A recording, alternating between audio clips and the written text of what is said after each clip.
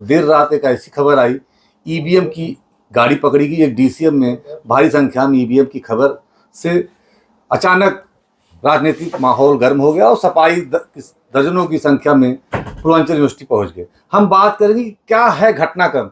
इस समय हमारी मौजूदगी है मंडली विधायक लकी यादव जी के साथ। हम उनसे पूछेंगे क्या है परिस्थिति। मशीनें सील हो जाने के बाद हमारे कार्यकर्ता वहाँ पहुंच गए और वो ईवीएम पहुंच रही थी, 6 से ईवीएम बूथों से ईवीएम वहाँ पहुंच रही थी, सील कराने के लिए पहुंच गए। उसी बीच ये जानकारी वहाँ के हमारे कार्यकर्ता लोग ने जानकारी दिया कि भैया यहाँ एक ट्रक ईवीएम आई है भर के डीसीएम, जो ये यूपी 83 समथिंग करके उसका नंबर, फिरोजाबाद, हाँ फिरोजाबाद की गाड़ी है। तो फिर इसके बाद उसके 2 ही मिनट बाद प्रत्याशी के भाई जी का फ़ोन मेरे पास आता है। फिर हम तुरंत ही उठते हैं, फिर यहाँ से हम निकल जाते हैं। फिर हम अपने विधायक पंकज पटेल को भी बुलाते हैं। हम लोग वहाँ पहुँचते हैं तो वहाँ जानकारी करते हैं तो वहाँ डीएम साहब और सीडीओ साहब दोनों लोग मौजूद रहते हैं, प्रत्याशी जी भी वहाँ मौजूद थे।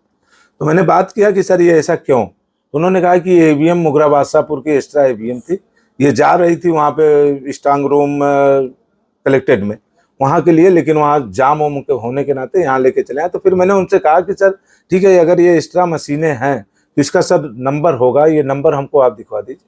तो सीडीओ साहब ने कहा कि ठीक है, मैं आपको दिखवा देता हूँ, इसकी कापी मैं उपलब्ध करा देता हूँ, आपको जो मिली है कापी उससे आप मिलान कर लीजिए।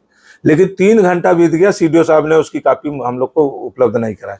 तो फिर मैंने जानकारी किया, मैंने डीएम साहब से भी पूछा, सीडीओ साहब से, कि आखिर ये ईवीएम कैसे आई सर, क्योंकि चुनाव आयोग का सख्त निर्देश है कि ईवीएम कहीं इधर से उधर अगर शिफ्ट होती है तो प्रोटोकॉल के तहत शिफ्ट होगी, उसमें पूरा बाकायदे सिक्योरिटी के तहत तो ईवीएम जाएगी। लेकिन इसको क्या कहते हैं, जो गाड़ी लेके आई उसको वो भी भाग गया, उसमें कोई अधिकारी नहीं मिला। जो पुलिस वाले बैठे थे, जो ड्राइवर थे, वो लोग सब कहाँ चले गए, उन लोग से भी हम लोग को मिलवाइए। तो कहे नहीं नहीं ऐसी कोई बात नहीं, वो आ जाएंगे। फिर इसके बाद ऐसा चलता रहा। फिर करीब 3 साढ़े 3 बजे की घटना। तो फिर डीएम साहब आते हैं, तो फिर हम लोग से वो कहते हैं, वहाँ पंकज पटेल जी थे, हम थे, हमारे प्रत्याशी बाबू सिंह कुशवाहा भी थे। फिर इसके बाद वो कहते हैं कि आप लोग चल के मशीन का नंबर मिलाइए। फिर मोबाइल में हम लोग को दिखाते हैं कि ये मशीन है, आप देख लीजिए। दिखाने के बाद फिर आनन फानन में एक मशीन खोल के हम लोग को दिखा देते हैं कि ये देखिए ऐसा ऐसा है, इसमें कोई वोट पड़ी नहीं है। फिर इसके बाद हम लोग को कहते हैं कि अब आप लोग जाइए, अब इसको हम कलेक्टेड में ले चल रहे हैं, वहाँ सील करेंगे, किसी अपने आदमी को भेज दीजिए, वहाँ आके वो देख ले, वहाँ हम लोग ये सील करा देते हैं। फिर वहाँ से वो गाड़ी आती है, फिर कलेक्टेड में ले जाके सील करा देते हैं। फिर इसके बाद हम लोग को उस तरह संतुष्ट भी नहीं किए कि आप इससे संतुष्ट है कि नहीं। तो ये 3 लोग का पूरा होता है। क्या आपने इस बात की शिकायत सूचना आयोग की दी, अपने राष्ट्रीय अध्यक्ष की जानकारी दी, क्या कहा राष्ट्रीय अध्यक्ष ने और क्या शिकायत की चुनाव आयोग को? जी मैंने रात काफ़ी हो चुकी थी, 2 बज रहा था, 1:30-2 बज रहा था जब हम लोग राष्ट्रीय अध्यक्ष जी से बात करना चाहे, लेकिन रात ज़्यादा होने के नाते से राष्ट्रीय अध्यक्ष जी का फ़ोन नहीं उठा। लेकिन हम लोग ने इसका मैसेज उनको दिया, वीडियो भी उनको भेजा, तो लोग देखने के बाद तो फिर वो प्रदेश अध्यक्ष जी चुनाव आयोग से जरूर इसकी शिकायत करेंगे। नहीं, जो रूट की बात कर रहे हैं, जौनपुर पहले पड़ता है, यूनिवर्सिटी बाद पड़ता है, किस रूट से ये गाड़ी आई? क्योंकि जो जिस कार्यकर्ता ने गाड़ी को पकड़ी है वो कह रहे थे बदलापुर होते, मुगरा बादशाहपुर से बदलापुर, कैसे किस रूट से आया? ये जो इन्होंने रूट हमको ये नहीं बताया, लेकिन कार्यकर्ता ये बता रहे थे कि बदलापुर होके फिर छुंचा घाट से होके समथिंग ये गाड़ी उधर देखी गई। इनके मन में था ये कुछ ऐसा करने का, तभी ये लोग, लेकिन ये नाकाम हो गए। तो इसको अब हिला हवाली करते हुए फिरते नजर आ रहे हैं। क्या मानते जिला प्रशासन का क्या रवैया रहा इस प्रकरण में?